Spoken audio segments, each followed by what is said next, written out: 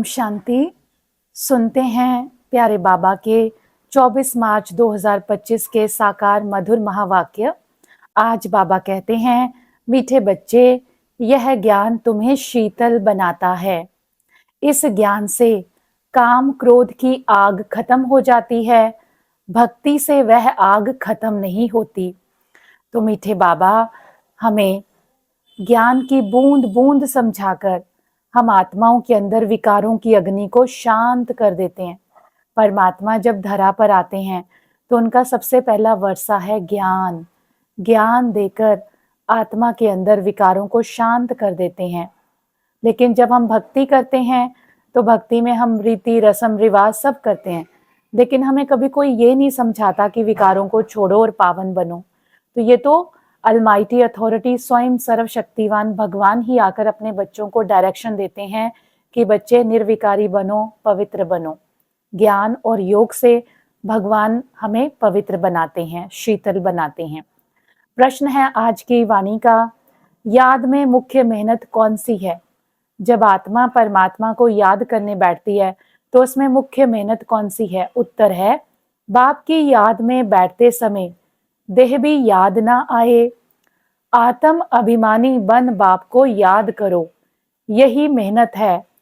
इसमें ही विघन पड़ता है, क्योंकि आधा कल्प देह अभिमानी रहे हो।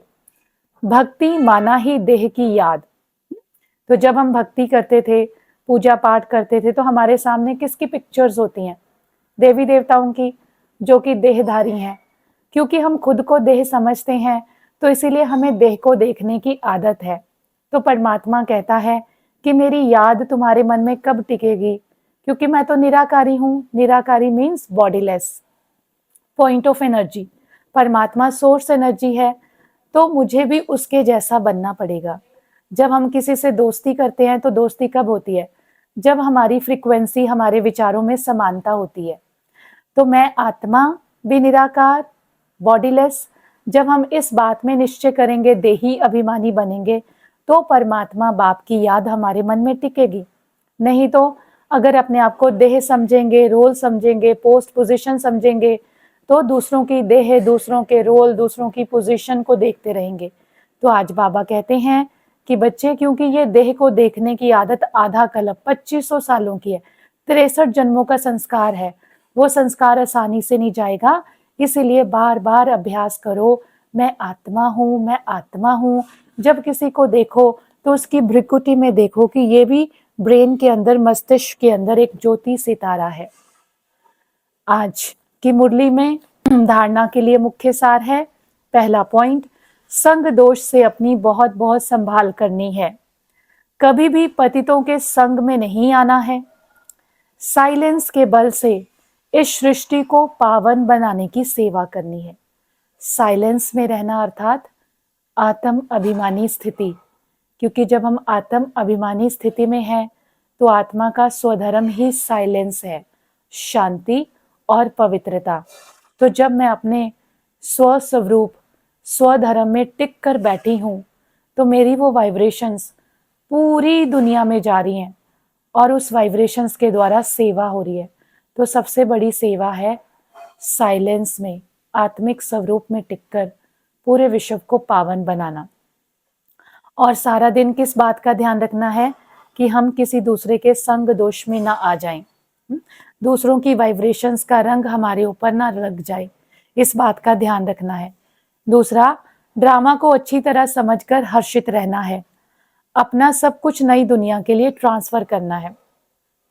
हमें स्वयं को समझा, परमात्मा बाप को समझा, और तीसरी जो बहुत ही इंपॉर्टेंट बात है वो है ड्रामा का ज्ञान, कि ये ड्रामा है और इस ड्रामा के अंदर हर एक आत्मा की अपनी अपनी जर्नी है, अपनी अपनी नेचर है, अपने अपने संस्कार हैं, और जिसके जैसे संस्कार उसका वैसा ही बिहेवियर और कर्म होगा।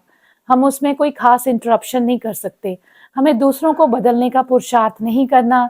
ड्रामा को समझते हुए, इस ड्रामा को एंजॉय करते हुए आगे बढ़ते चले, और हर एक के पुरुषार्थ को, इस ड्रामा के ज्ञान को हमें अपने अंदर रखकर आगे बढ़ते चले जाना है।